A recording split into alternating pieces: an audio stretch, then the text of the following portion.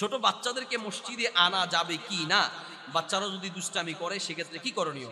ছোট বাচ্চাদেরকে মসজিদে নিয়ে আসা শুধু যাবেই না, বরং নিয়ে আসা উচিত। নবী সাল্লাল্লাহু আলাইহি ওয়াসাল্লামের জামানায় সাহাবীরা বাচ্চাদেরকে নিয়ে মসজিদে যেতেন, মহিলারা বাচ্চাদেরকে নিয়ে মসজিদে যেতেন।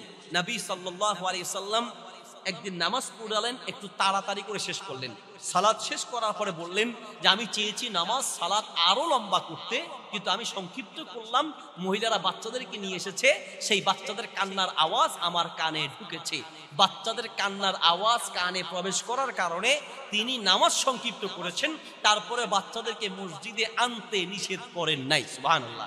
তাহলে কি দেখেন, নামাজ সংক্ষেপ করেছেন কিন্তু বাচ্চাদেরকে নিষেধ করেন নাই। আর আমাদের দেশের কিছু মুরব্বীরা আছে, বাচ্চা পোলাপাইন দেখলে এর মাথায় গ্যাস ঘুরে, মানে লাঠি নিয়ে ছাতি নিয়ে পারে না তার ধমকায় বের করে দিবে, এটা ঠিক নয়। বাচ্চারা দুষ্টামি করবে, এই জন্য বাচ্চাদেরকে আলাদা আলাদা করে রাখবেন। সব বাচ্চাকে একসাথে দেওয়া উচিত নয়। মুরব্বীরা বলে কয় দুই পোলা, নোয়াখালী ভাষায় কয় দুই হোলা এক লগে কবরও দিতে নাই। তার মানে একসাথে খবর দিলেও মারামারি করবে, কথার কথা আর কি। বাচ্চাদের একসাথে দিলে দুষ্টামি করবে, এই জন্য বাচ্চাদেরকে একসাথে না রেখে আলাদা আলাদা করে দাঁড় করাবেন। দুষ্টামি করলে তাদেরকে একটু বুঝাবেন, মসজিদ থেকে বের করে দেওয়া যাবে না।